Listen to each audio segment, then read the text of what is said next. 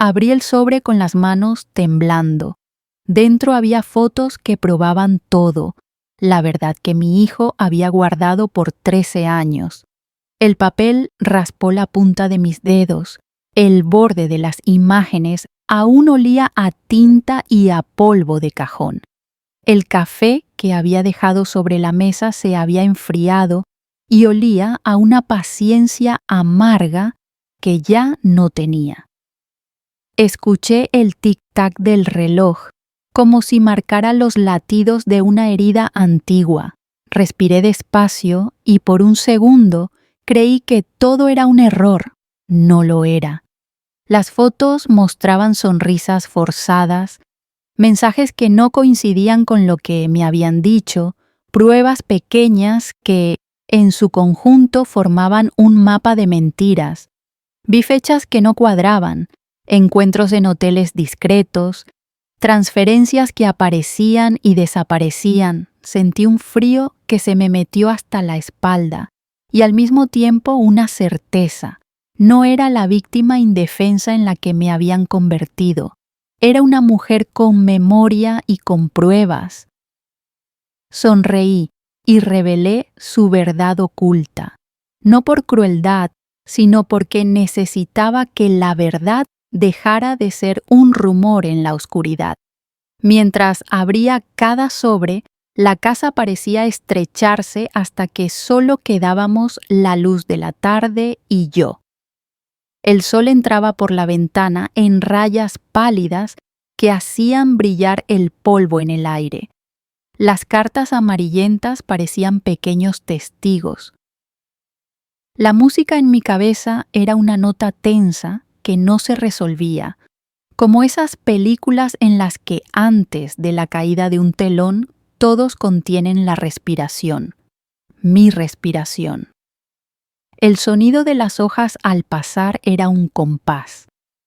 Sentí la textura áspera del papel y el peso de los años en cada fotografía. Sé que suena brutal decirlo así, pero había algo liberador en sostener pruebas que no permitían negar. Había algo purificador en convertir el silencio en evidencia. Y si alguna vez fuiste traicionado por quienes más amabas y soñaste con la revancha perfecta, dale like, suscríbete y comparte tu historia en los comentarios. Esta te va a golpear fuerte, pero para entender por qué hice lo que hice, hay que volver 13 años atrás. La casa olía a pan tostado y a jabón. Era un olor que había aprendido a identificar como propio, una mezcla de rutina y de seguridad que me seguía como una sombra desde que me levantaba hasta que apagaba la luz. Las cortinas filtraban la mañana en franjas de oro, la mesa de la cocina guardaba las marcas de muchas manos, los mismos surcos donde yo ponía la taza cada día.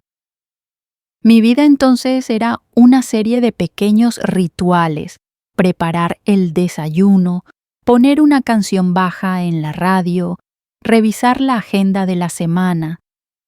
Trabajaba en una oficina pequeña, con ventanas que daban a la calle principal, y volvía a casa con el único deseo de escuchar la puerta abrirse y ver a mi hijo aparecer con esa sonrisa suya que siempre adornaba los mediodías. Era una sonrisa fácil, como si el mundo estuviera hecho a su medida. Tenía 20 años cuando supe que le gustaba soñar en voz alta. Se pasaba las noches hablando sobre proyectos, sobre planes que le ardían en la cabeza. «Mamá, confía en mí», me decía, y yo confiaba casi sin pensar. Me parecía imposible que hubiera alguien capaz de apagar esa luz que llevaba dentro. En la cocina, entre platos y risas, nos inventábamos pequeñas bromeas. Él exageraba historias de la escuela o del trabajo. Yo ponía ojos de reproche y le decía que no se pasara. Las mañanas tenían ese eco de ternura corriente. Me preparaba el café, él salía con su mochila, Y yo soñaba con un futuro sencillo en el que las facturas se pagaban y las preocupaciones no asomaban la cabeza. Lo que no veía entonces eran las grietas finas que empezaban a aparecer en los bordes de las conversaciones. Eran detalles nimios, una llamada que atendía en la azotea para que yo no la escuchara, el hecho de que algunas noches llegara a casa con el abrigo olisqueando a humo de alguien que no era yo. La repentina costumbre de borrar mensajes como quien borra migas de pan para que no se note que hubo comida en la mesa. Me explicaba todo con un guiño. No es nada, mamá, cosas del trabajo. Y yo, que todavía no sabía leer esa clase de silencio, me lo creía porque me parecía más fácil creer que mi hijo era solo un soñador despistado que admitir que las cosas podían ser más oscuras. Había personas alrededor que ahora recuerdo con esa mezcla de ternura y alarma. Su mejor amigo, Lucas, cuerpo delgado, risa abierta, venía a casa a menudo. Nos traía pasteles de cumpleaños y bromas para romper la seriedad del domingo. Estaba también Carlos, su socio, en aquel emprendimiento que, al principio, era solo una idea loca con un nombre curioso. Carlos tenía maneras de hombre hecho, palabras medidas y una sonrisa que se quedaba demasiado tiempo en sus labios. Y luego estaba mi cuñado, Javier, que siempre hablaba en voz baja y que tenía la costumbre de mirar más tiempo de lo necesario las cuentas bancarias cuando venía a visitarnos. Introduzcamos también a Marina, la pareja de mi hijo, por una temporada, elegante, segura, con un gesto que parecía decir que el mundo tenía que acomodarse a sus expectativas. Eran personajes que entraban y salían en mi casa como actores en una obra, cada uno aportando una nota al coro hasta que, con el tiempo, la armonía empezó a resquebrajarse. Recuerdo una noche de cumpleaños en la que todo fue casi perfecto. La mesa llena, velas, una canción que a mi hijo le gustaba. Él sopló y pidió algo que no dijo en voz alta. Nos reíamos con la boca llena y en un momento, mientras le arreglaba el cuello de la camisa, me miró a los ojos y dijo: «Mamá, confía en mí». Fue una frase sencilla, dicha con la naturalidad de quien cree en su destino, y yo la tomé como un contrato tácito. No había en aquel gesto nada de amenaza, solo una promesa de que todo estaría bien. Los días siguientes fueron una sucesión de pequeñas señales que no supimos leer. Días en los que mi hijo contestaba a medias, en los que la cena se enfriaba porque él llegaba tarde, explicando con una voz que quería sonar despreocupada que había surgido una reunión. «No te preocupes, mamá, todo bajo control». Sus ojos, sin embargo, a veces se nublaban, a veces se quedaba mirando un punto fijo y no recordaba la palabra que buscaba. Yo lo atribuí a la juventud, a la intensidad de los proyectos, al estrés. No quería admitir que algo fuera mal porque admitirlo habría sido como abrir una puerta a una posibilidad que no estaba dispuesta a considerar. La noche en que desapareció empezó como cualquier otra. Había puesto la lavadora, la cocina olía a jabón fresco, el radiador brindaba un calor débil. Se escucharon risas en la calle, un perro que ladró 2 veces. Me recosté un momento en el sofá pensando en lo trivial del día. Recuerdo el sonido de la llave al volver a cerrar la puerta, el rumor de lluvia lejana que golpeaba contra el cristal. Luego, silencio. Una ausencia que parecía no tener nombre al principio. Pensé que estaría en casa de un amigo, pensé que quizás había salido a caminar. Llamé su móvil. Sonó hasta el contestador. Pensé que era cuestión de minutos, siempre era cuestión de minutos, Pero los minutos crecieron como una sombra. La casa parecía haber sido alcanzada por un soplo de vacío. Vi la mesa aún con la taza a medio terminar. El olor del café ya frío como un recordatorio de mis esperanzas que se helaban. Había una ventana entreabierta y el cortinón movía su borde como un pez que busca respirar. Encontré una taza rota en el suelo de la cocina, destrozada como si alguien se hubiera ido sin recoger lo que dejó. La puerta del balcón estaba abierta, el aire de la noche se coló dentro con un olor a humedad y tierra. No había señales claras de lucha, no había testimonios de un grito, simplemente no estaba, no había despedida, ni nota, ni explicación. Se había esfumado como si la noche lo hubiera tomado prestado. En los primeros minutos me negué a creerlo. Dije, ha salido a dar una vuelta, volverá. Llamé a Lucas, a Carlos, a Marina. Todas las respuestas fueron ecos de sorpresa. ¿Qué? No contesta. ¿Está en su casa? ¿Está segura? La policía llegó después de un rato que se me hizo eterno. Hablar con ellos fue como hablar con una pared de burocracia. Me pidieron que esperara, que no hiciera acusaciones y que entregara una foto. Me miraron con ojos que sugerían que los jóvenes se van, que a veces se ausentan y regresan. Sus palabras eran profesionalmente frías. Fui a la comisaría en pijama, con el cabello aún húmedo, y hice la denuncia con el escudo de la compostura que me quedaba. Las noches que siguieron fueron largas y angostas. Caminé por el barrio con un folleto en la mano, pegando carteles que se arrugaban con la lluvia. Cada rostro que veía se transformaba en una posibilidad, y cada posibilidad que no llevaba su rostro era una daga nueva. Llamé a hospitales, comisarías, refugios, centros de menor, pregunté a taxi drivers, a vecinos, a desconocidos en metro.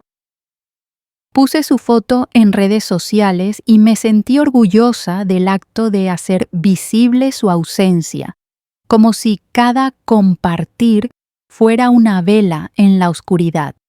Pero las respuestas fueron pocas, y las que hubo, tibias, un número desconocido que no contestó, una pista que terminó siendo un error de identidad, un rumor sobre que lo habían visto en una estación que no llevó a nada.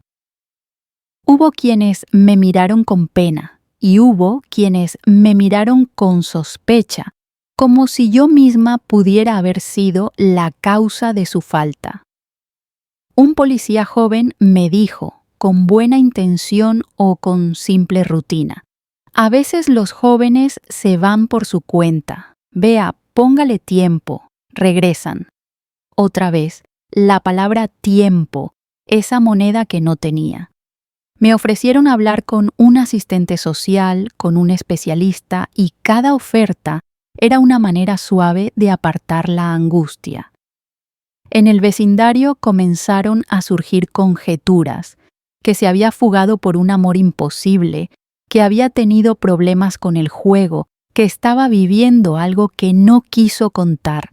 Comentarios que quemaban porque en cada versión se barría la verdad que yo buscaba. Yo sabía a quién lo veía feliz. Yo sabía qué había en su mesa y no aceptaba que se lo tragara el rumor. Fue en esos días, en esa niebla de desorientación, cuando la culpa se instaló en mi pecho como un huésped impertinente. Me repetía las escenas. La vez que discutimos por llegar tarde a cenar, la vez que le reprendí por gastar en algo que yo consideré innecesario, la vez que no fui a verlo en aquel acto importante porque el trabajo me obligó a quedarme. ¿Y si había sido yo la que empujó? ¿Y si mis palabras, sin querer, lo habían empujado a buscar otra salida? Horas y horas de monólogo interno se convirtieron en pequeñas torturas. ¿Qué hubiera pasado si me despertaba a medianoche y me preguntaba si había dejado una puerta abierta, si había sido demasiado dura, si no lo había protegido como debía?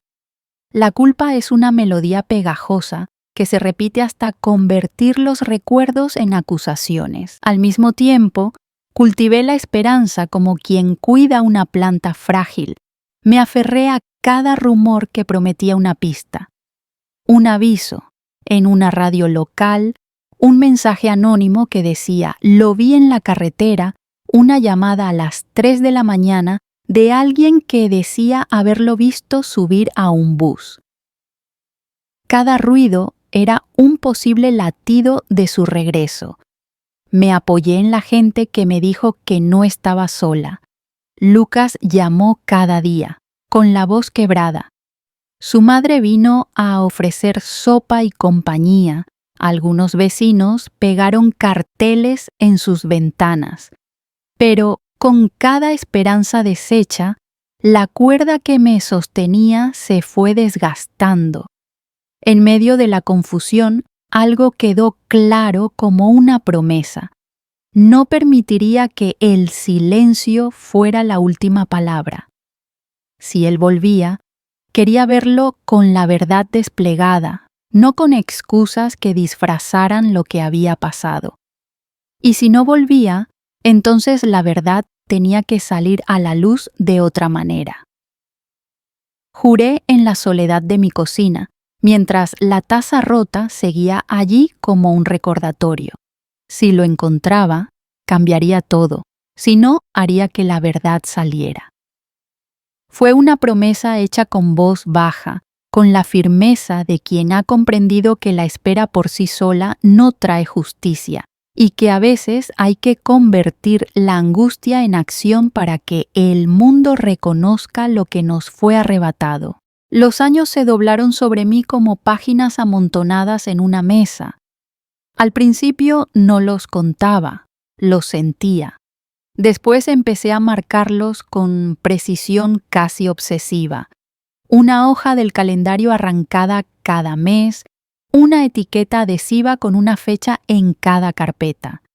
El montaje de mi vida quedó reducido a estaciones que entraban y salían por la ventana y a recortes que acumulaba en una caja. Noticias, recibos, fotos borrosas.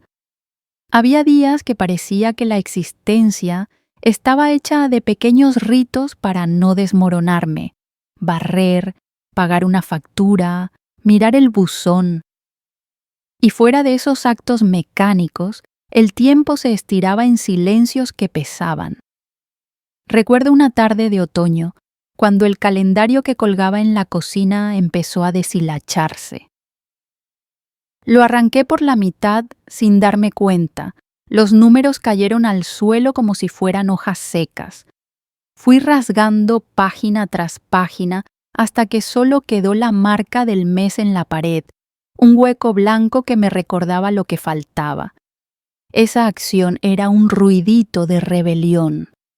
Contarlo para no perder la brújula, para que las fechas no se mezclaran en una bruma indistinta. El sonido del papel al romperse fue pequeño, casi íntimo, pero me hizo sentir que aún controlaba algo. Las noches eran largas y frías. La casa cambió, las cortinas se volvieron más pesadas, las tazas se apilaron en el fregadero y los muebles empezaron a guardar mi mirada con una especie de expectación amarga. Llamadas sin respuesta, números que sonaban y se cortaban, mensajes que quedaban en léido. Mi móvil parecía una ventana por la que pasaban manos vacías. Caminaba por las habitaciones y tocaba objetos que olían a él, su suéter, una libreta olvidada, una toalla que aún conservaba su perfume. En esas pequeñas pruebas encontraba consuelo y una especie de tortura. Me hablaba a mí misma en voz baja, como quien ensaya un diálogo con un ausente. Respira, busca, no te detengas. Y la voz se volvía un mantra de resistencia. La ira no llegó como una explosión, fue una brasita que ardía bajo la ceniza. Al principio la tristeza me consumía con su enorme dulzura amarga, noches de lluvia en las que veía las gotas correr por la ventana y me preguntaba por qué. Con el tiempo, esa tristeza se transformó en algo más afilado, una determinación que no pedía permiso. Empecé a dejar de ser la mujer que lloraba en el umbral y me convertí en la que tomaba notas. Mis monólogos se hicieron menos confesionales y más estratégicos. En la oscuridad, mientras la casa dormía, enumeraba mentalmente posibilidades, nombres, lugares, fechas, coincidencias. Me sorprendía pensando como quien arma un rompecabezas, dónde encajaba cada pieza y a quién benefició la desaparición.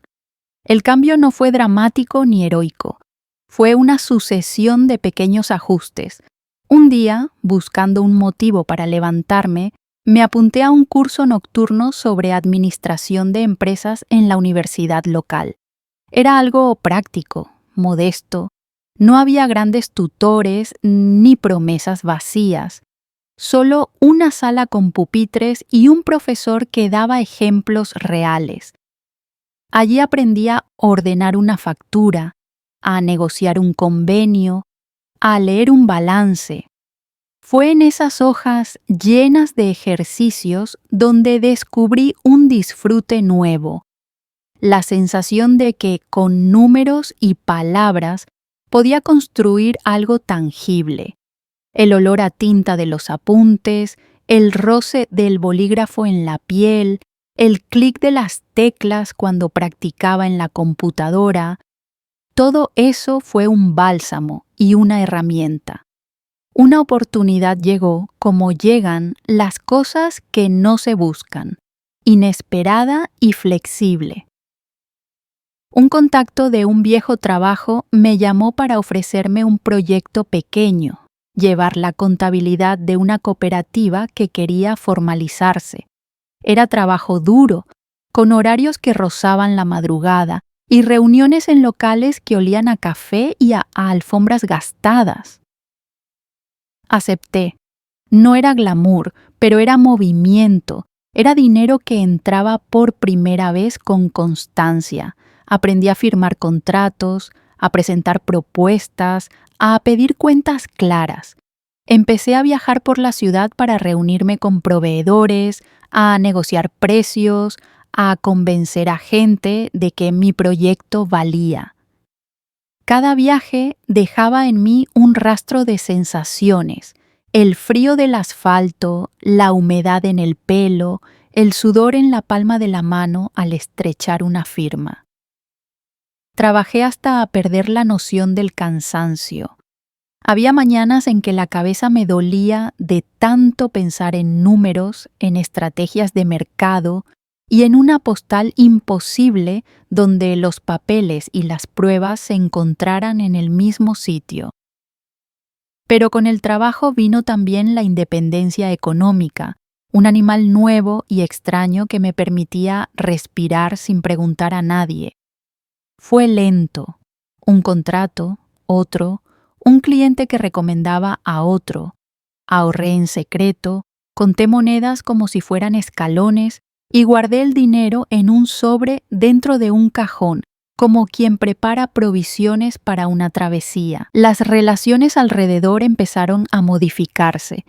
Aquellos que me habían mirado con compasión cuando anuncié la desaparición comenzaron a mirar con otros ojos cuando mi teléfono empezó a sonar por razones laborales. Vecinos que antes me visitaban con un plato y una frase de lástima, ahora llamaban para pedir asesoría. Gente que poco tiempo atrás dudaba de mi cordura vino a ofrecerme alianzas con sonrisas pulidas. Me encontré en salas de reuniones con hombres que habían sido indiferentes a mi dolor y que ahora buscaban un trato amable, una posición conveniente. Sus palabras eran corteses, pero en sus gestos vi el interés oportunista. Tu experiencia nos vendría bien, decían. La cortesía es un animal de doble faz. Puede ofrecerte una mano o medir la distancia para el golpe. No todos se acercaron por conveniencia. Lucas, el amigo de mi hijo, siguió trayéndome consuelo. Venía, a veces, con una caja de pan dulce y nos sentábamos a hablar con la naturalidad de los que comparten una pena que no se pronuncia. Me contaba anécdotas de juventud del hijo y en cada historia encontraba un hilo que me conectaba con la persona que había desaparecido, pero otros, y no los menos dolorosos, se acercaron con el brillo de los que ven un negocio. Carlos, el socio de quien había sido amigo de mi hijo, comenzó a llamarme con un pretexto tras otro. Sus palabras sonaban ahora como si midiera lo que yo podía ofrecer, y Marina, la que había sido pareja, apareció en eventos con una sonrisa calculada, como quien pasa la página con la intención de que nadie note el tajo. En esa transformación aprendí a discernir las miradas, un gesto sostenido, una palabra evitada, un silencio que pesa. Hay un lenguaje corporal que delata la intención. Empecé a guardarlo todo en una libreta negra que me acompañaba a todas partes. En esa libreta anotaba nombres, fechas, correos, conversaciones, a veces solo una palabra que más tarde se volvía un puente hacia otra información. La libreta se fue llenando de un mapa íntimo, quién había estado con quién había pedido favores, quién había movido dinero sin explicar. No era investigación profesional, no tenía herramientas sofisticadas, pero era cruenta con la memoria y precisa con las fechas. Al principio me sentí ridícula. Después comprendí que esa acumulación de datos sería mi arma.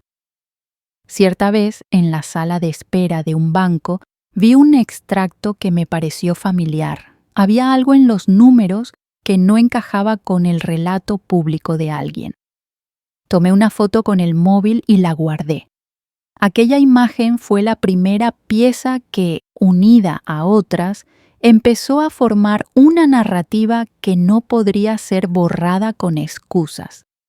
Fueron hallazgos pequeños, transferencias en horarios extraños, recibos a nombres intermedios, pagos que parecían polvo que se movía por corrientes invisibles. Cada prueba que encontraba no era una sentencia inmediata, era una hebra más que me permitió tejer una red. Los triunfos llegaron en goteo. No eran fanfarrias, eran hechos simples que curaban la incertidumbre. El primer contrato grande que cerré fue una caja de resonancias. Imprimí la factura, la guardé en un archivo y la primera vez que vi el número depositado en la cuenta fue como ver la cuerda tensarse. Sentí un vértigo de poder que no tiene que ver con humillar a nadie, sino con recuperar la capacidad de decidir. Pude pagar deudas atrasadas, arreglar techos, cambiar una lavadora que siempre había chirriado. Esas pequeñas reparaciones eran símbolos. Tapaba agujeros del hogar y también mandaba un mensaje a mi interior. Aún podía reconstruir. Pero todo progreso exigió sacrificio. Perder cosas no es siempre hacer una elección consciente. A veces es negociar con la soledad.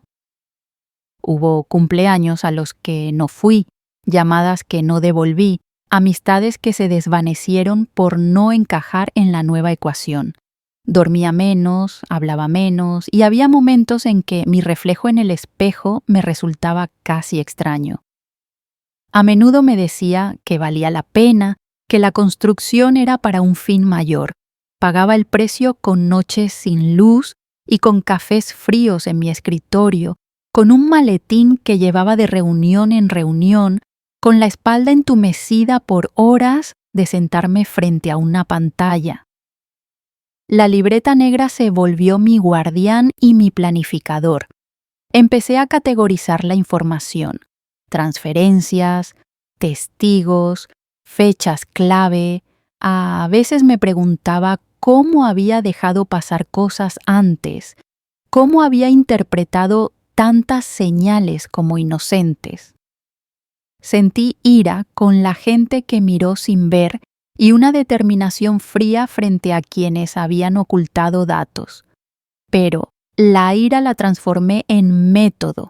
En lugar de gritar, anoté. En lugar de romper, documenté. Encontré en esa disciplina una especie de tranquilidad. Había algo poderoso en convertir el caos emocional en una hoja ordenada. En ocasiones, las viejas amistades regresaban con manos abiertas. «Te felicito», decía alguno. «Qué bien te ha ido», decía otro. Me resultaban voces de fiesta ajena. Algunas de esas manos ofrecían alianzas que, si bien podían ser útiles, también implicaban compromisos que no estaba dispuesta a asumir. No iba a permitir que mi nueva posición se convirtiera en una moneda de cambio sin control. Aprendí a decir no con la misma determinación con la que antes decía sí sin pensar.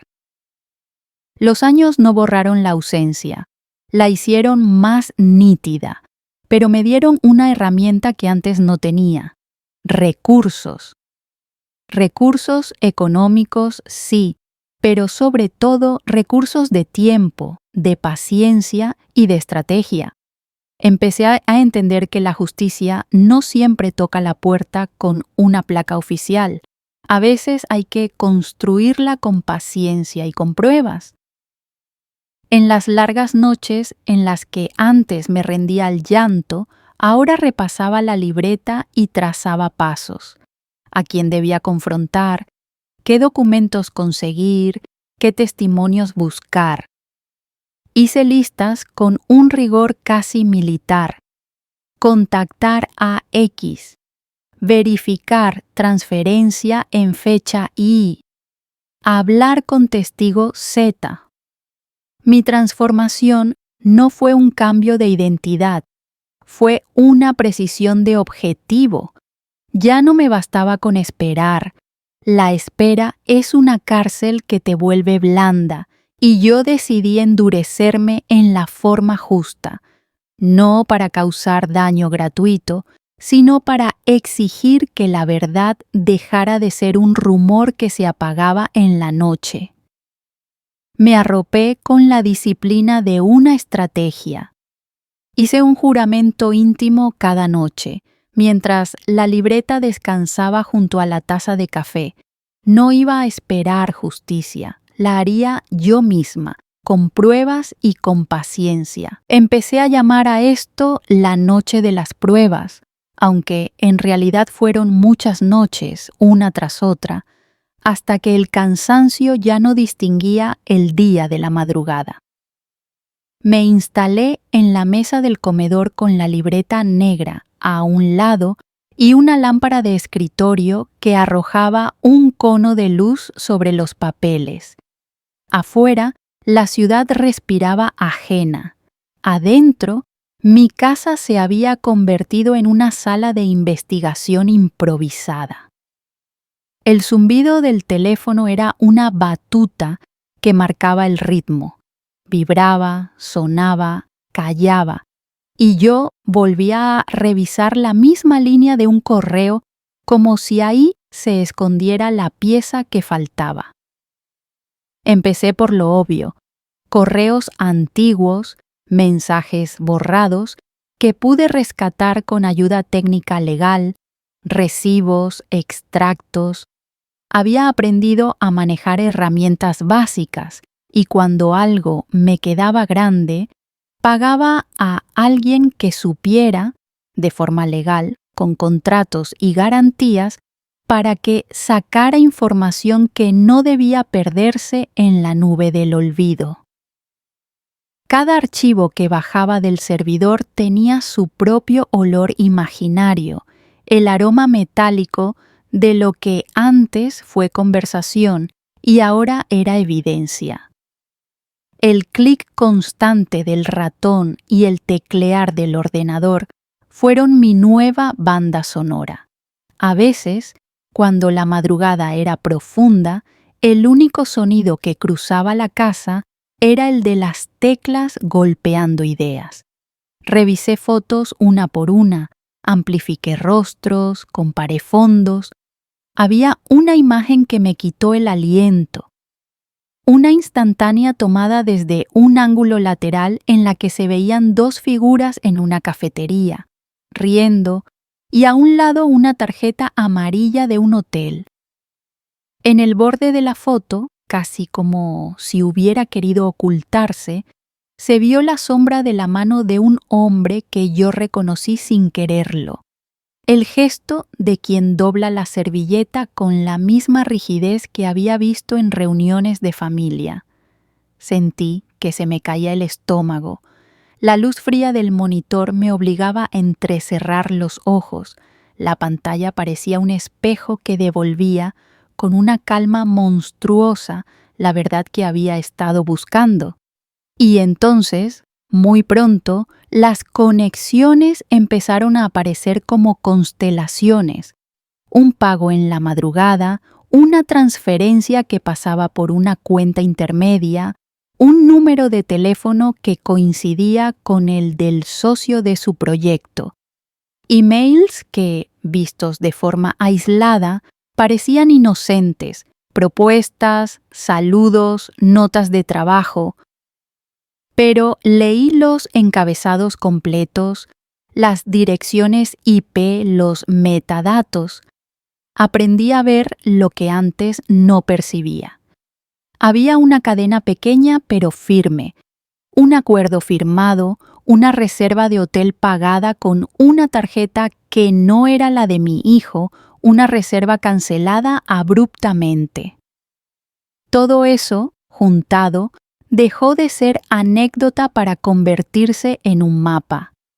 Recuerdo haber sentido náuseas cuando caí en la cuenta de que muchos de los que rodeaban a mi hijo habían hablado entre ellos como si él fuera un asunto administrativo y no una persona. Palabras frías en archivos que deberían haber sido cálidas. Me traicionaron, me fallaron, me mintieron. 3 frases que me salieron del pecho en un susurro áspero.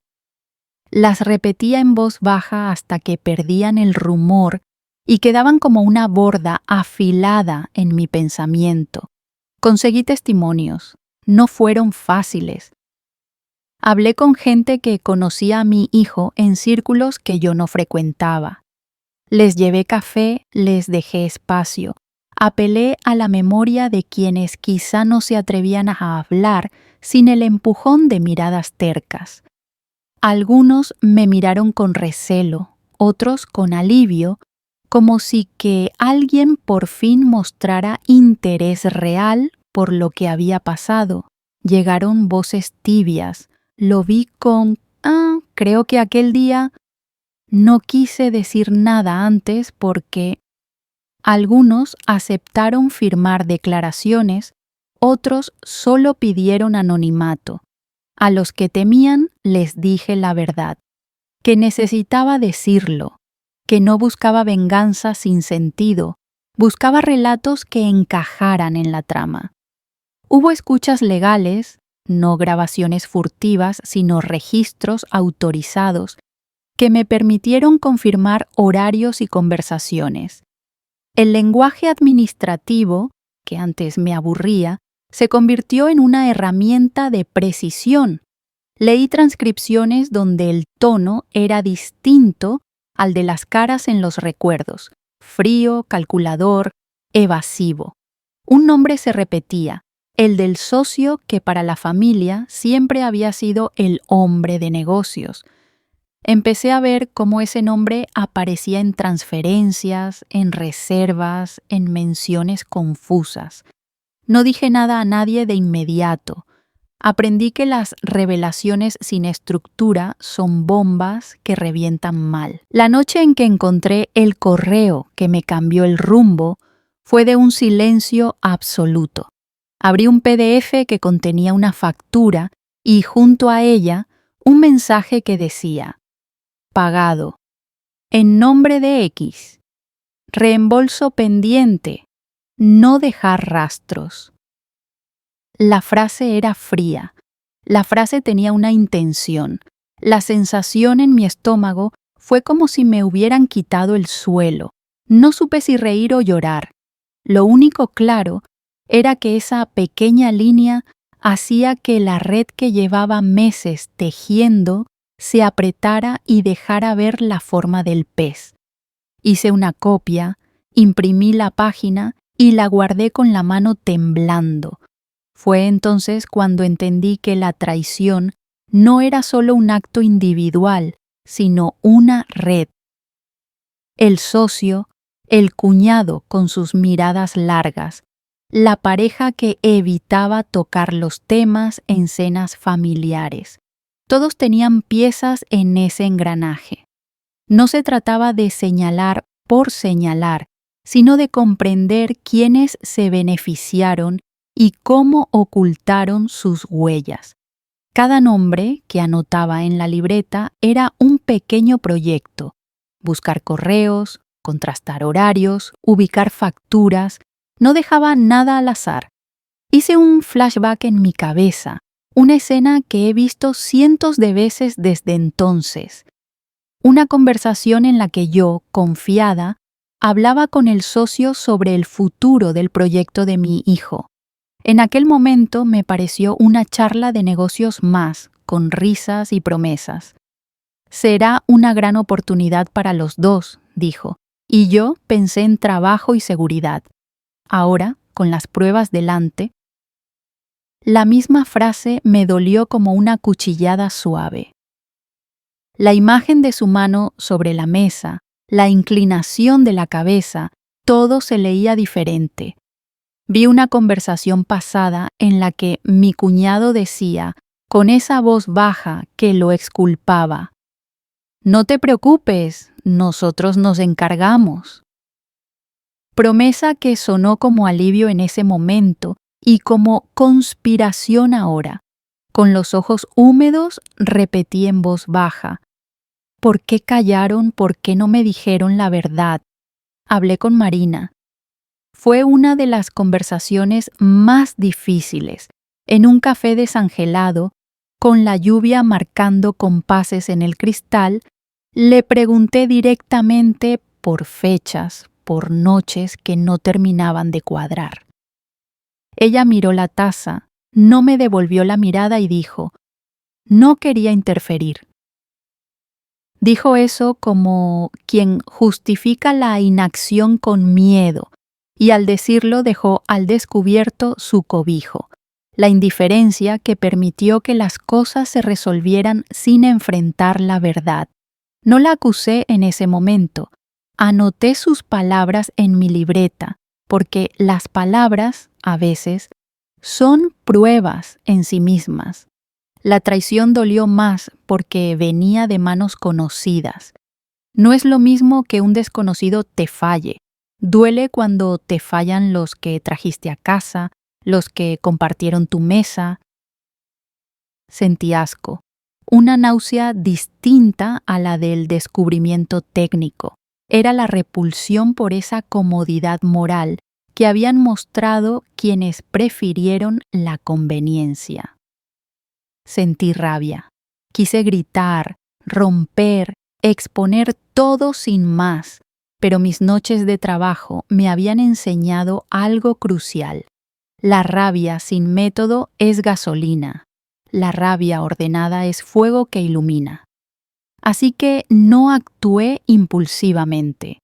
Guardé la impresión de la factura, los correos, las firmas. Clasifiqué todo en carpetas: finanzas, comunicaciones, testimonios, fechas clave. Hice copias en discos duros que escondí en sitios distintos. Imprimí documentos y los sellé con números que me permitían rastrearlos. Mi madre me diría ahora que me había vuelto paranoica, pero la prudencia era una forma de respeto hacia la verdad. Si iba a exponer a alguien, debía hacerlo de modo que no quedara a merced de interpretaciones débiles. La evidencia debía ser irrefutable. Planifiqué con cabeza fría. Era una estrategia en fases. Primero, consolidar pruebas públicas que no pudieran ser desmentidas. Segundo, aislar a los actores principales en términos reputacionales. Tercero, presentar los hechos ante quienes tenían peso: periodistas, miembros de la comunidad, autoridades competentes, de forma cruzada, con documentos, testigos y cronologías claras. Cuarto, el momento privado: enfrentar a mi hijo con esa certeza, darle la oportunidad de explicar, pero ya sin posibilidad de falsear la narrativa. No buscaba humillar por venganza gratuita, buscaba que la verdad tuviera consecuencias y que nadie más pudiera ocultarla tras sonrisas convenientes. Esa noche, con la libreta abierta, la impresora haciendo ruido a un costado y el café convertido en ceniza fría, tomé una decisión que resonó como un martillazo en mi interior. No iba a esperar justicia. No iba a depender de la lentitud de las instituciones ni del orgullo o la culpabilidad de quienes guardaban silencio. La haría yo misma, con pruebas y con paciencia. No por placer, no por venganza sin sentido, por respeto a la verdad y por la memoria de la persona que había desaparecido de mi vida. Y con esa convicción plasmada en tinta, cerré la carpeta, la apilé con otras y me senté a planear, paso a paso, cómo transformar la traición en un relato público que nadie pudiera seguir negando. Desplegué la libreta sobre la mesa como quien extiende un mapa antes de una travesía. Allí, entre las notas amarillentas y las fotocopias, dibujé el plan en silencio. Las fases se ordenaron solas, como si llevaran toda la vida esperando que alguien las pusiera en fila. Primero, la recolección definitiva de pruebas. Segundo, aislar al antagonista y dejarlo sin refugio. Tercero, sembrar la duda hasta que la reputación se resquebrajara. Cuarto, la exposición pública y la confrontación privada. Lo escribí con letra firme y, al hacerlo, sentí que algo en mí se volvía estructurado, industrial, eficaz. Era una arquitectura de verdad. Fase 1 fue la más íntima. Sabía que detrás de una mentira siempre hay papeles mal guardados, voces que se creen olvidadas, testigos que no han dicho todo. Planeé pequeñas infiltraciones legales, solicitudes formales de documentos, peticiones de acceso, entrevistas bajo promesa de confidencialidad. Aprendí a usar el lenguaje correcto para mover puertas cerradas. Solicitud, comprobante, acta. Porque con palabras precisas se abren cajas fuertes burocráticas. Cada papel que conseguía tenía su olor: a tinta, a humedad antigua, a tinta recién impresa, y su peso moral. Había contratos con cláusulas tachadas, facturas dobladas con el margen manchado por café, firmas que no coincidían con las que yo recordaba. Una vez, en una carpeta, Encontré un contrato con una cláusula corregida a mano. La tinta aún humedecía el borde del papel. La firma estaba parcialmente borrada. La textura del papel bajo mis dedos me hizo levantar la vista hasta la ventana. Sentí la sala girar. Era la evidencia que necesitaba para unir dos tramos sueltos del relato. Conseguí testigos dispuestos a hablar. Fueron encuentros siempre en lugares neutros, una cafetería discreta, un despacho poco iluminado, una plaza donde los perros corrían y nadie prestaba atención a las conversaciones. Había quien temblaba al recordar, quien no quería meterse en problemas, quien pedía anonimato y aún así ofrecía detalles que encajaban como piezas. Uno, con voz pequeña, me dijo temblando: «No creí que alguien lo iba a investigar». Otro, que había trabajado en la contabilidad, me acercó un recibo que demostraba un pago en una fecha que nadie había mencionado antes. Sus dedos estaban cubiertos de tinta. La voz de varios testigos sonó a arrepentimiento y a alivio cuando me ofrecieron datos. Algunos buscaban limpieza de conciencia, otros protección. Guardé sus nombres bajo claves en la libreta. Cada testimonio era una hebra más en la red. Fase 2 fue delicada. Ganar aliados discretos. No podía confiar en estridencias.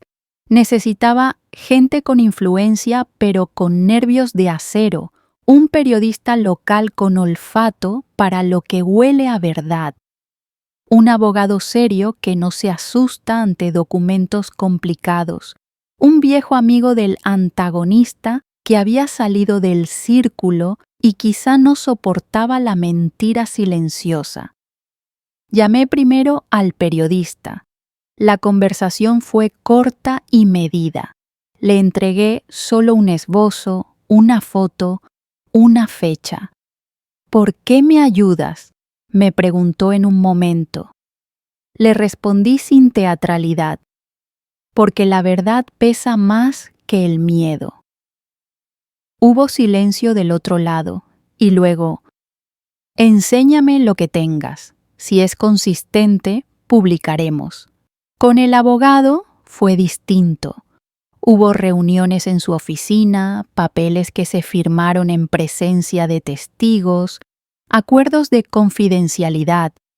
Con el amigo fueron cafés llenos de pausas, de miradas que decían más que las palabras. «No quiero problemas», decía, «solo quiero que se sepa». En cada caso sentí que, por primera vez, el cerco se estrechaba. Planté la duda con la sutileza de quien juega ajedrez y no damas. Las primeras acciones fueron casi imperceptibles. Una llamada anónima a una revista con un dato puntual. Un mensaje sin remitente que sugería irregularidades en una cuenta. Una publicación en un foro local que mencionaba fechas y hoteles sin nombres, como quien deja migas. Vi las notificaciones vibrar en mi teléfono y respiré. Era el eco externo de lo que yo había preparado.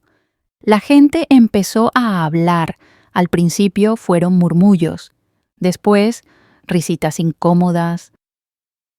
«No es extraño que», decían. Las redes hicieron su trabajo. Un rumor se amplifica. Una duda se vuelve pregunta. La pregunta se convierte en presión. Cada notificación era una campanada pequeña que avisaba que el mundo externo empezaba a mirar. No todo salió bien. Los obstáculos aparecieron como sombras que se cruzan en el camino cuando uno menos lo espera. Un aliado que había prometido ayudar desapareció de la lista. Su teléfono dejó de responder y sus excusas se hicieron largas. Una prueba que tenía guardada en una carpeta física factura, recibo, correo impreso, apareció un día pasada del sitio donde la había dejado.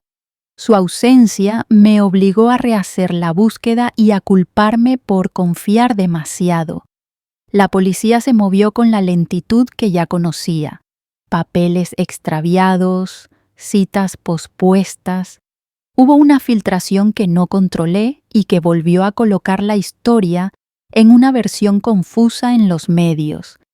Fueron tardes de cólera, frases cortas, respiraciones cortadas, manos que golpeaban mesas y luego la fría aceptación, recomponer, duplicar, verificar. Hubo un instante en que pensé que había cruzado una línea. En la soledad de la noche, con la pantalla del ordenador iluminando mi cara, me pregunté si lo que hacía era justicia o una especie de sed de daño. Recordé la primera promesa de la libreta: no actuar por crueldad. Lo hago por justicia, no por crueldad, me repetí en voz baja. Era una especie de mantra que me traía de vuelta a la calma. Y en esa calma volví a planear con cuidado. La moral no es un estorbo, es una brújula. La seguí. La logística fue una parte enorme del plan. Preparé 2 carpetas, una pública, armada con documentos que un periodista podría usar sin riesgo, otra privada, con todo el material sensible que solo mostraría en el momento preciso. Hice copias en discos duros, imprimí cronologías, numeré cada prueba y la sellé con fechas. Organizar la evidencia fue como preparar un gran rompecabezas. Cada pieza debía entrar sin forzar. Con el abogado diseñamos la estrategia para presentar la documentación a quien hiciera falta. Una demanda civil, un requerimiento formal, una nota periodística que no dejara lugar a desmentidos. Con el periodista establecimos códigos. Si ves esto, llama. Si recibes aquello, publica. Era una coreografía que debía ejecutarse sin tropiezos. En el frente mediático aprendí a dosificar. No quería la exposición temprana que permitiera al antagonista construir defensas. Por eso las filtraciones fueron pequeñas, calculadas. Un documento por aquí, una fecha por allá. Planté dudas en canales distintos para crear convergencia, que la información llegara por varios frentes y que fuera difícil negarla sin contradecirse. Ver ese entramado crecer me daba una sensación extraña. Era la manos de alguien mucho más joven que yo, pero con la temple de quien ya ha sufrido y no cede. También hubo traiciones pequeñas que dolieron con crudeza.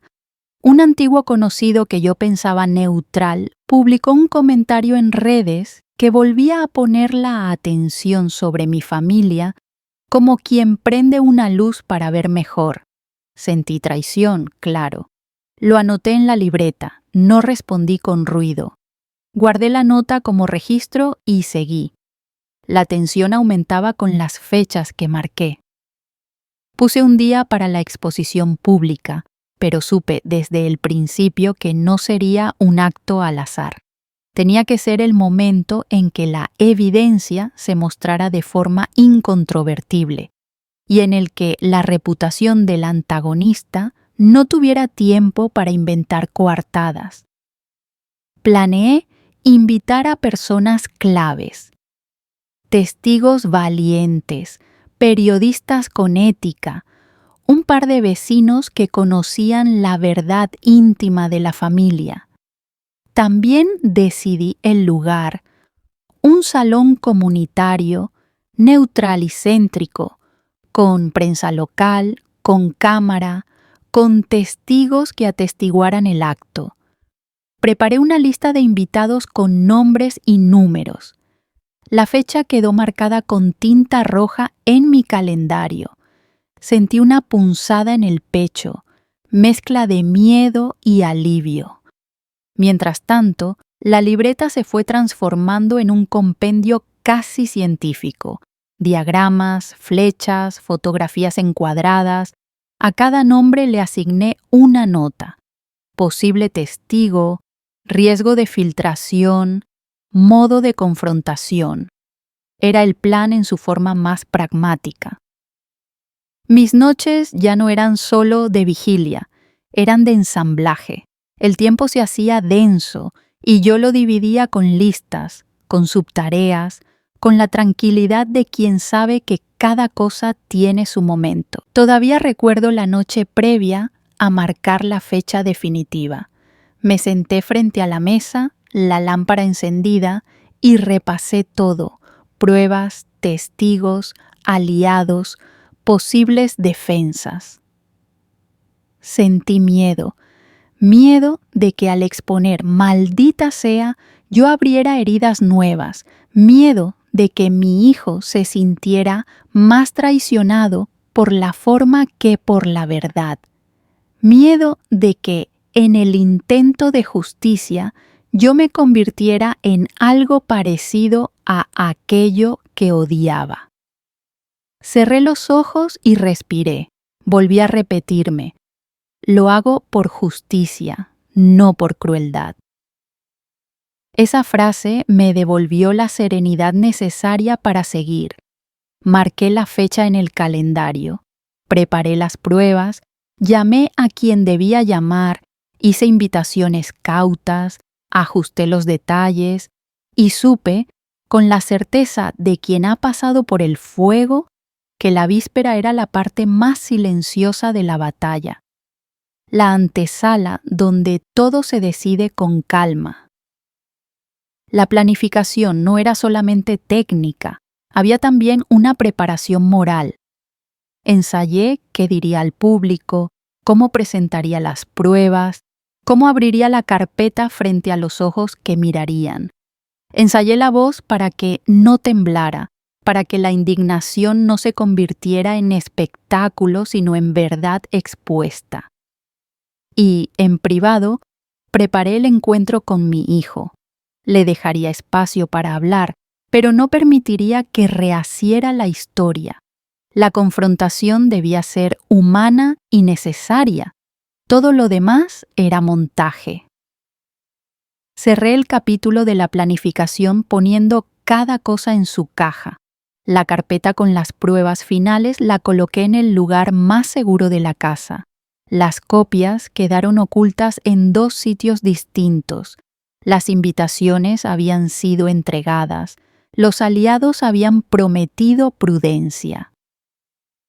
El día se acercaba, y con él la promesa de que, si todo salía como pensaba, la verdad no sería un rumor más. Había hecho lo posible por asegurar que no hubiese vuelta atrás. Había construido la maquinaria de la evidencia y la paciencia. En la madrugada, mientras la ciudad dormía, me recosté en la silla y miré la libreta abierta. Mis manos estaban marcadas por la tinta. Sentí una mezcla de cansancio y claridad. Había tomado una decisión consciente: no esperar a que alguien más hiciera lo que correspondía. Si la justicia tardaba, la forjaría. Y en el silencio, como quien prepara la escena final, supe que la ejecución comenzaba ahora, con pruebas en mano, aliados en línea y una fecha marcada en el calendario. El día de la exposición comenzó antes del alba, con una claridad que no prometía nada y lo dijo todo. Fui a la sala comunitaria con la carpeta pesada bajo el brazo y una calma que había sido meditada hasta el agotamiento. Las luces estaban ya colocadas, como estrellas domesticadas.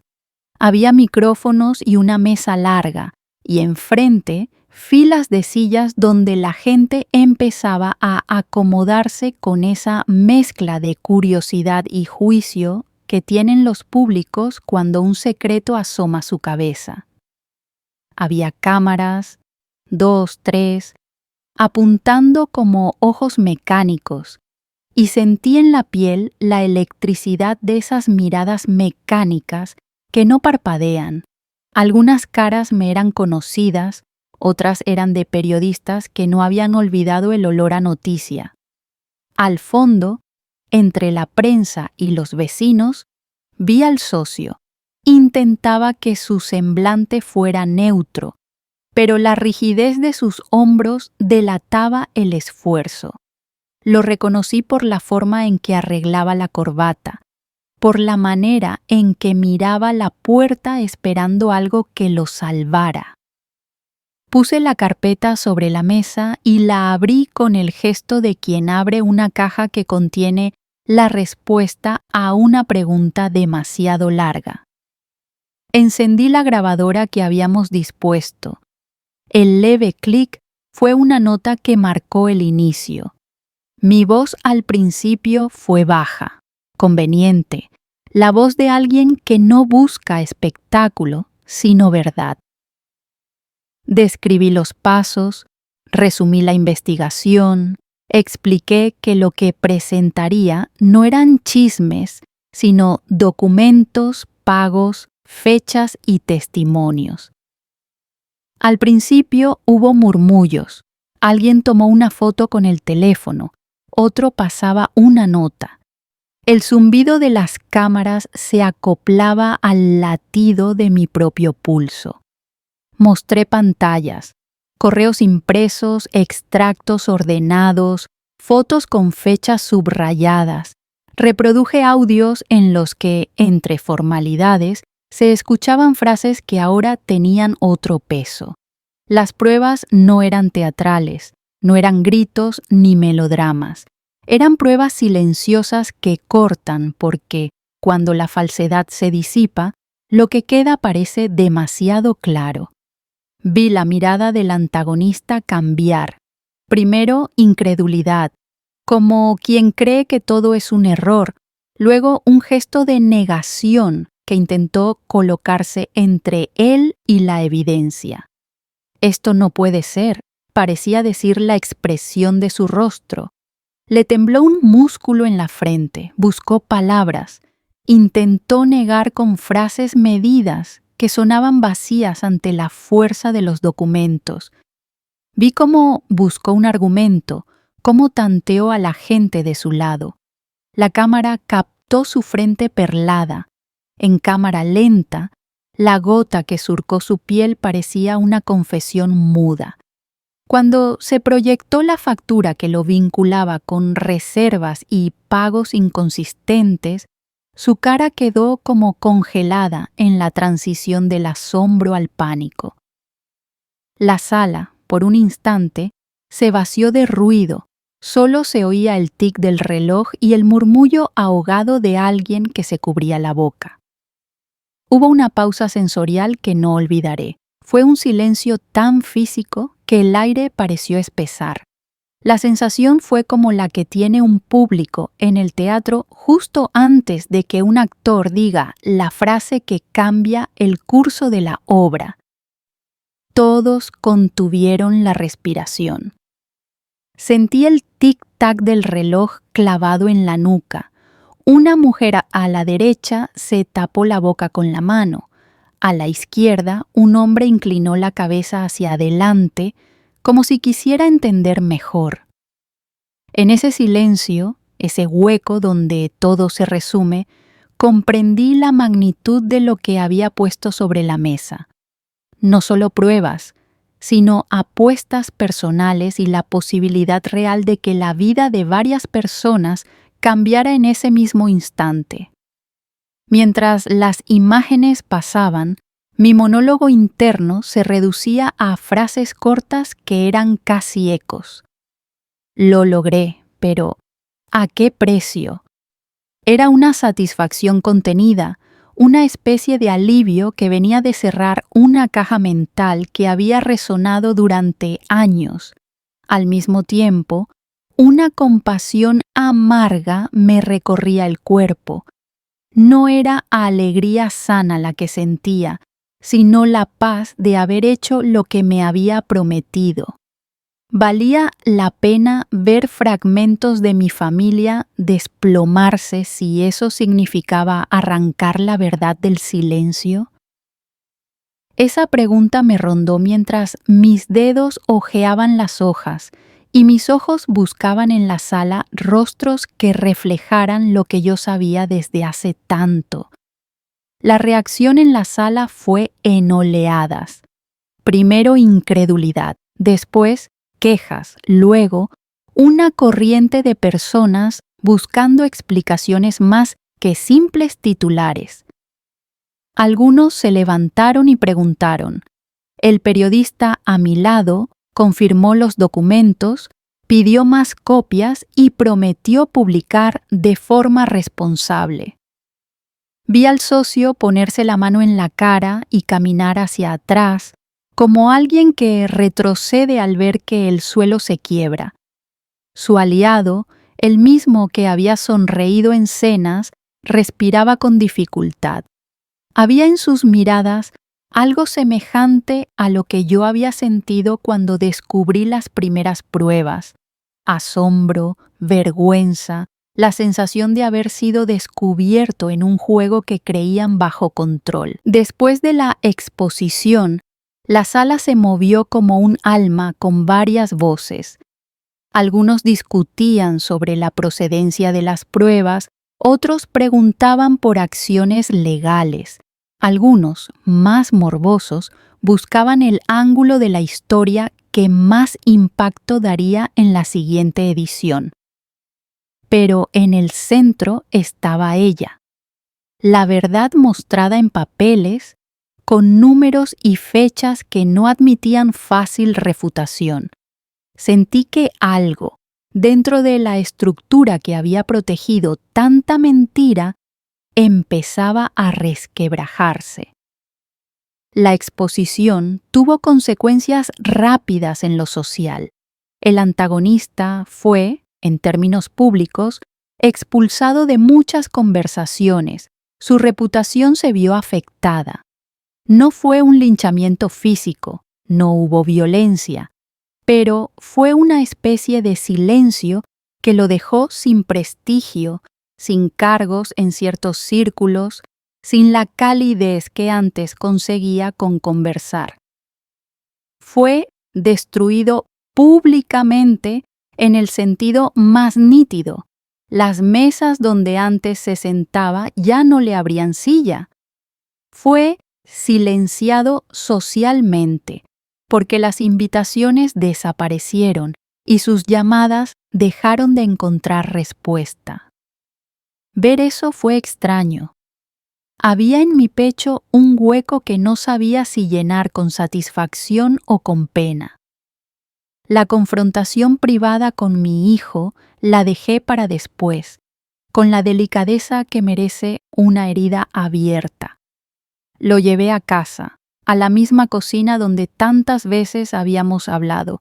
La luz de la tarde se filtraba por las cortinas y hacía franjas en la mesa donde habíamos comido. Me senté frente a él y lo miré largo, recogiendo fuerzas. Le dije lo que necesitaba decir sin estridencias. ¿Por qué me mentiste? ¿Por qué dejaste que creyéramos que te habían llevado? Pronuncié esas palabras como quien enuncia un juramento. En mi voz no había ira desordenada. Había una demanda de verdad que venía desde el centro de un dolor paciente. Él me miró con los ojos encendidos y la boca temblorosa. Sus respuestas llegaron fragmentadas, como páginas arrancadas de un cuaderno, excusas entrecortadas, justificaciones que trataban de construir un puente de comprensión donde no lo había. Habló de miedos, de errores, de culpas que se arrastraban. Dijo que sintió que las decisiones que tomó lo habían hecho pequeño y que prefería desaparecer antes que enfrentar el desdén de quienes él creía importantes. Mencionó entre balbuceos presiones que no había sabido explicar, situaciones de las que salió por miedo más que por maldad, A cada frase yo tomaba notas mentales de los fragmentos que necesitaban ser comprobados. Necesitaba la verdad, no las frases de resguardo. En un momento, la voz se quebró y llegó la confesión. Admitió haber mentido, haber escondido movimientos y, lo que dolió más, haber permitido que otros lo usaran como pieza de negociación. Habló de cómo había callado por miedo a perder oportunidades, por temor a las consecuencias sociales y por una cobardía que ahora le pesaba en la lengua. Fue una confesión áspera y humana. No buscaba absolución, buscaba, supuse, entender que todavía lo veía su madre. Sus manos temblaban sobre la mesa, sus ojos buscaban la mía como buscando permiso para algo que ya no podía concederse. Las palabras que dijo no borraron el daño, no devolvieron el tiempo ni deshicieron las complicidades. Pero con su confesión vino un atisbo de verdad que permitió que algo de la tensión se disolviera.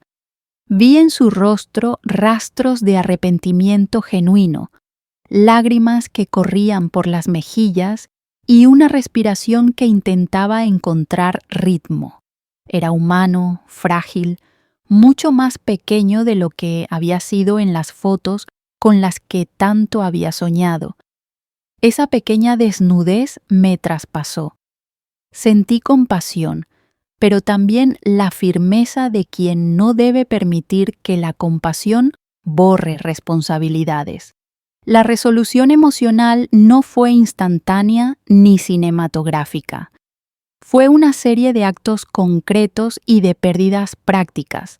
Socialmente, el hijo dejó de recibir ciertas invitaciones, perdió contratos que dependían de la buena imagen, se vio obligado a enfrentar consecuencias administrativas y a revisar relaciones que antes le abrían puertas.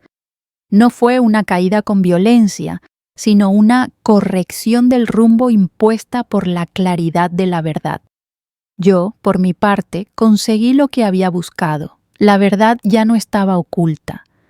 No era la sensación de victoria que imaginé cuando juré actuar. Era una justicia simbólica que costó caro en emociones y en fragmentos familiares. La catarsis llegó en un momento pequeño. Después de la confrontación, me senté sola en el porche con la carpeta cerrada sobre las piernas. Recordé la primera vez que sostuve las fotografías, el olor de la tinta, la taza de café fría.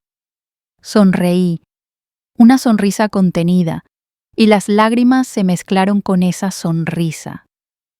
No fue una sonrisa de triunfo cruel, fue una expresión de cierre. En cámara lenta, en el recuerdo que hoy narro, mi sonrisa tomó forma, labios que se abrieron apenas, ojos que se humedecieron.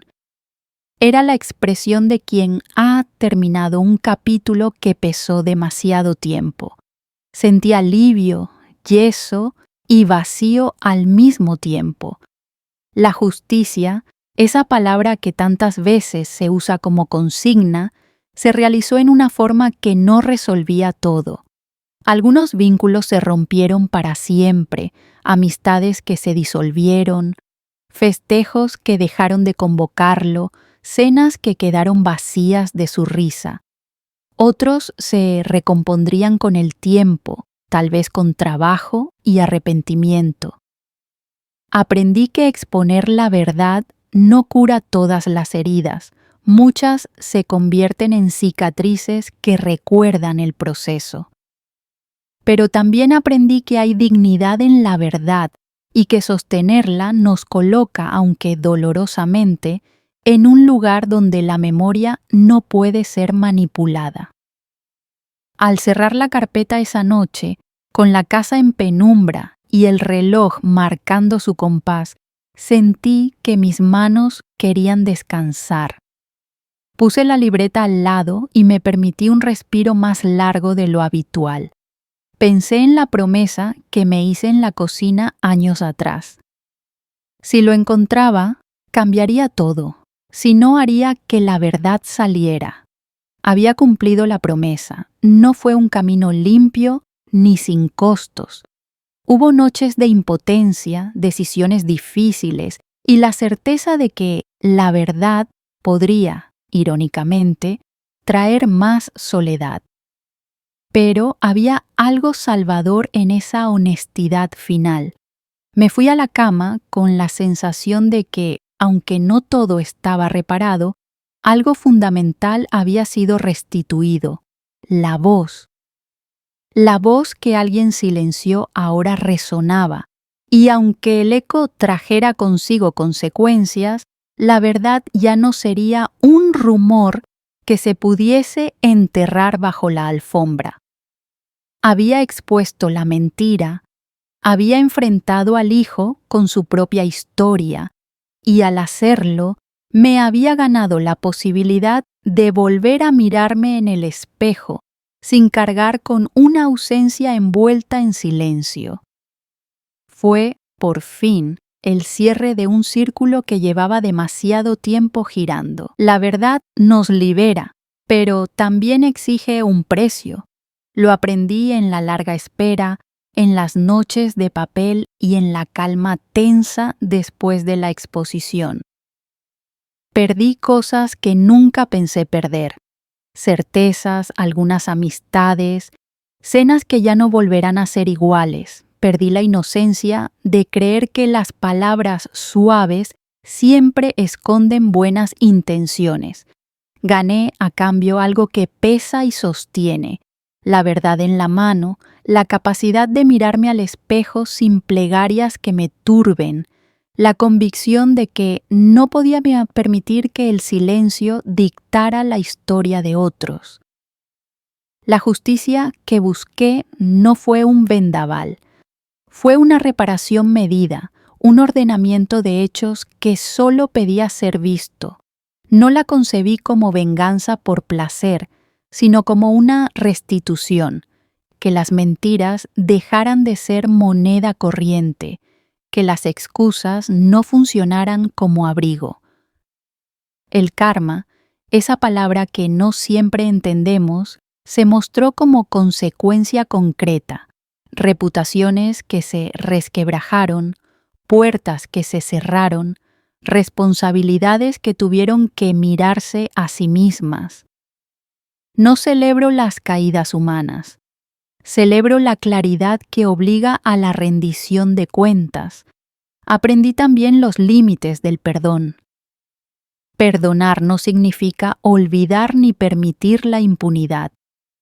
Perdonar es, a veces, aceptar una verdad dolorosa y tomar decisiones que protejan la dignidad propia.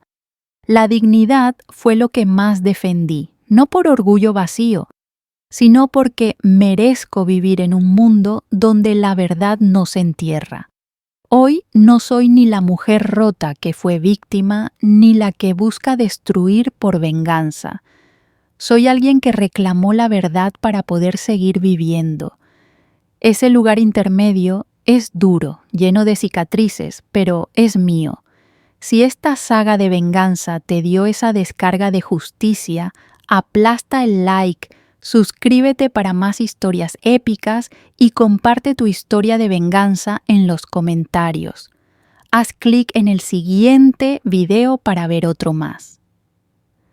Cierro la carpeta con la misma calma con la que la abrí años atrás. La dejo sobre la mesa, la luz de la lámpara se atenúa. Me tomo un segundo más para mirar al horizonte a través de la ventana. La ciudad respira y yo respiro con ella.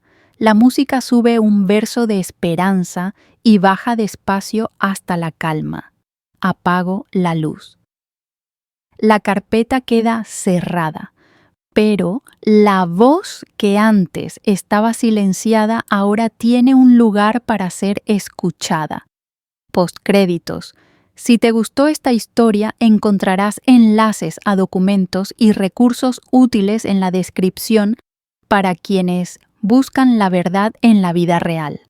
Son referencias generales, no asesoría legal,